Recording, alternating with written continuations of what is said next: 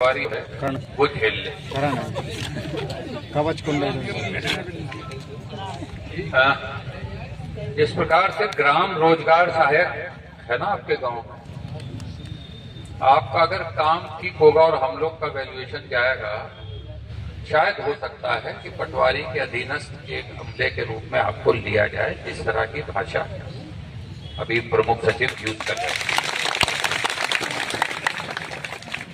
ये मतलब इसको गंभीर, इसका तथ्य ये है कि हम अच्छी चीज तो सुनना चाह ही रहे होते हैं, कोई बोलता है तो बहुत अच्छा भी लगता है, लेकिन हर बड़ी कोई भी पद मिलता है तो उसके साथ सिक्के के दो पहलू होते हैं।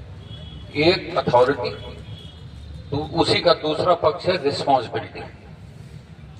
जैसे पटवारी साहिबान हैं, पुलिस के कांस्टेबल साहिबान हैं, एक्साइज के एक्साइज इंस्पेक्टर्स हैं, आरटीओ के कांस्टेबल हैं, हर विभाग का एक कटिंग एज है। पंचायत का सेक्रेटरी है, जीआरएस। कटिंग एज क्या होता है? कटिंग एज होता है वो उस विभाग का बंदा जो पब्लिक से सीधे मिल रहा है। मेरे पास तो पब्लिक का कोई बंदा आ नहीं सकता जब तक मैं न चाहूं, नहीं आ सकता। मैं बुलाऊंगा तो आएगा।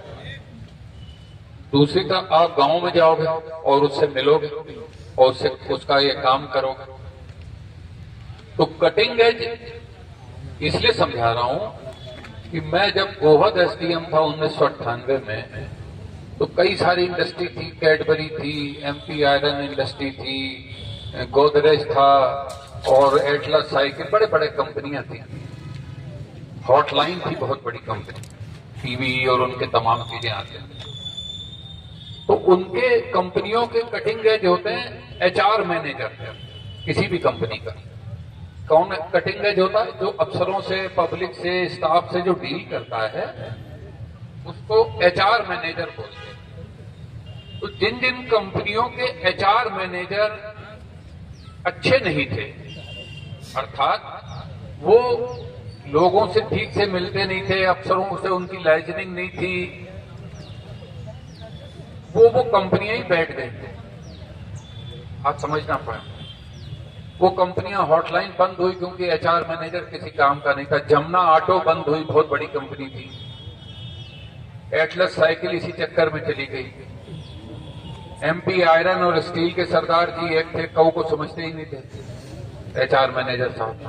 तो मध्य प्रदेश की सबसे बड़ी उसको बेच के कुड़की मैंने ही की थी सन 1999 की बात। तो आप जो पटवारी साहिबान हैं और जो हमारे सर्वेयर साहिबान हैं, सर्वेयर अभी अधिकृत तो नहीं है, होगा भविष्य में, होगा जब भी होगा, लेकिन पटवारियों से जरूर मेरा कहना है कि आप हमारे कटिंग एज हो। रेवेन्यू डिपार्टमेंट कटिंग एज की सबसे गंभीर रिस्पॉन्सिबिलिटी ये है कि पब्लिक का जो प्रेशर या पब्लिक का जो काम है उसको वो सुने, और सुन के, क्योंकि सारा रिकॉर्ड उसके पास है, उसको एग्जीक्यूट करें। आपका अच्छा काम होगा तो संबंधित नायब तहसीलदार, उसके ऊपर तहसीलदार, उसके ऊपर एसडीएम, एसडीएम के ऊपर एडीएम, एडीएम के ऊपर कलेक्टर, कलेक्टर के ऊपर कमिश्नर। इन सब का नाम आपके काम से जुड़ा हुआ है।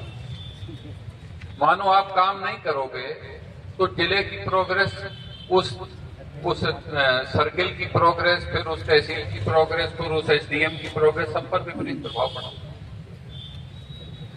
दूसरी ओर आप ही के कुछ साथी होंगे जो बहुत अच्छा परफॉर्म कर रहे होंगे। पिछली बार के जो राजस्व अभियान के उपरांत मुझे लगभग 8 पटवारी साहिबान को निलंबित करना पड़ा था। प्रभात बैठे हैं, इनको पता है। सिर्फ इसलिए, कोई व्यक्तिगत कारण नहीं था, एक ही मात्र कारण था कि उनकी प्रोग्रेस नहीं थी। ये संभव नहीं है कि एक पटवारी साहब बहुत अच्छा काम करें और दूसरा कुछ न करे और दोनों को मैं एक ही प्लेटफॉर्म पे एक साथ उनका सम्मान करूं। ये संभव नहीं है, मेरे लिए संभव नहीं है। तो आपको दोनों काम देखने हैं। एक कटिंग एज के रूप में पब्लिक की में अपनी छवि और अपने राजस्व विभाग की छवि को मेंटेन करना है। दूसरा, सरकार की प्राथमिकताओं के तहत अपने को अच्छे से प्रेजेंट भी करना है। उदाहरण के लिए समझा रहा हूं, सीएम हेल्पलाइन एक गंभीर विषय है। इस बार आपने सभी ने, मतलब चाहे पंचायत विभाग हो चाहे राजस्व विभाग हो, बड़े यही दो हैं, इस महीने अच्छे से काम किया। तो जो रैंकिंग हमारी 34वीं 36वीं आती थी मध्य प्रदेश में, आज चौथे नंबर पे हैं दतिया के रूप में। और ये कलेक्टर ने किया, ऐसा तो है कलेक्टर के तो आप अंश हो। मानो 290 पटवारी हो तो एक पटवारी 1/290 कलेक्टर है वहां का। इसीलिए तो अथॉरिटी है। पटवारी का उस पटवारी हलके पे वही रुतबा है जो कलेक्टर का जिले में है। आपके साथ आपके नीचे काम कर रहे हैं, जैसे सेक्रेटरी हो, जीआरएस हो, आंगनबाड़ी वाली हो, कोई हो, सबका हेड कौन है? मतलब हमारी नजर में और सरकार की नजर में हमारे पटवारी साहब। क्योंकि जनरल एडमिनिस्ट्रेशन विभाग, हमारा विभाग कौन सा है? मेरा एस कलेक्टर सामान्य प्रशासन। तो सामान्य प्रशासन विभाग का मुखिया कौन होता है? मुख्यमंत्री हमेशा। पुलिस का जैसे होम मिनिस्टर कोई हो सकता है, लेकिन सामान्य प्रशासन का हमेशा मुख्यमंत्री होता है। और सामान्य प्रशासन विभाग को सबसे ऊपर माना जाता है। इसीलिए आईजी और कमिश्नर बैठे हो तो कमिश्नर पूरा मतलब इम्पोर्टेंट है। कमिश्नर सरकार का मतलब नुमाइंदा है। जिले में एसपी कलेक्टर बैठे हो तो कलेक्टर नुमाइंदा। अभी एक जिले की घटना हुई थी, मैं बोलना नहीं चाह रहा, लेकिन उसमें आईजी तक को दरकिनार करते हुए सीएम साहब ने कलेक्टर को उस सीट पे बैठाया। तो जिस प्रकार कलेक्टर बैठा, उसी प्रकार हमारी नजर में उस ग्राम पंचायत एरिया, उस पटवारी हलके का हेड हमारा पटवारी है। तो